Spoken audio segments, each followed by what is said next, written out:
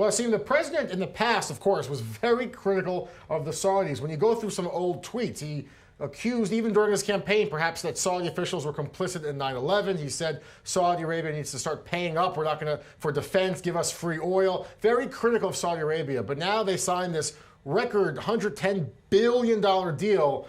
He's a businessman. Will the Saudis forgive and forget? To be honest with you, this is pretty new.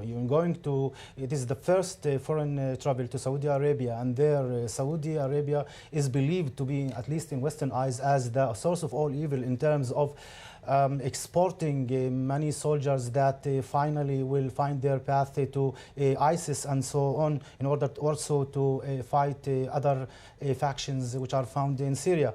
But to be honest with you, this time they are talking, or Trump administration are talking about a religious style, this time talking about Islam, talking about Muslims and Judaism and even Christianity, as if when they believe that politics could not promote the situation here in the Middle East. But now it could be the case that they think, because he is a businessman, if this time he hinges on the so-called religious spectrum, then this might in a way enhance the peace process and making a new order in the Middle East.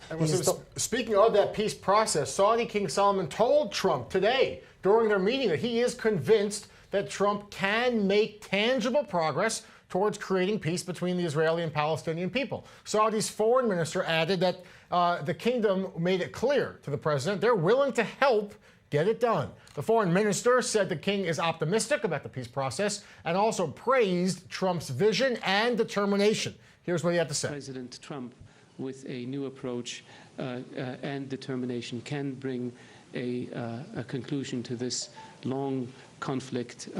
He certainly has the vision, and we believe he has the strength and the decisiveness, and the Kingdom of Saudi Arabia stands prepared to work with the United States in order to bring about peace between Israelis and Palestinians and Israelis and Arabs.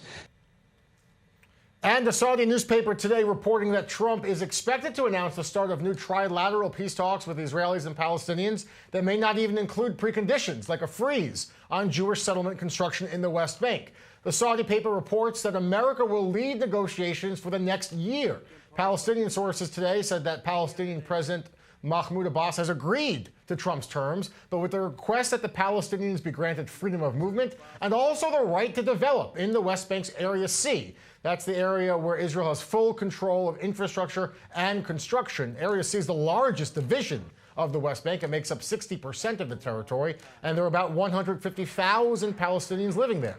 There's also negotiations reportedly underway right now between the PA and the Israeli government to try and end this 34-day-long hunger strike of hundreds of Palestinian prisoners before Trump comes to Israel on Monday. All right, we're talking about the peace process. For all that's been said about Trump's past statements about Muslims and the Middle East, could he actually make real progress in making peace?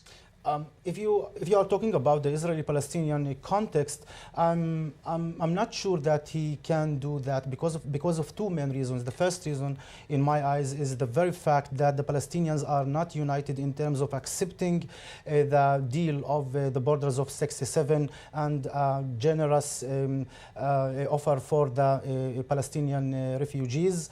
And also Jerusalem, Eastern Jerusalem, will be the capital of Palestine. On the one hand, the Palestinians are not united in this, and there is no consensus. On the other hand, of course, as you know, the Israeli party also is not united in terms of indeed offering such offer. We remember very well that in 2008, I think that Olmert offered such an offer to Abu Mazen, but the Palestinians, at least this is what was announced, did not accept that accurately. And now Benjamin Netanyahu, Prime Minister in office, I think, after the Bar Ilan speech, he said that there are two stations for two people, but today nobody in Israel says that this is a practical solution, and therefore I can't and I don't know whether Trump can indeed promote something in this fashion in the Middle East.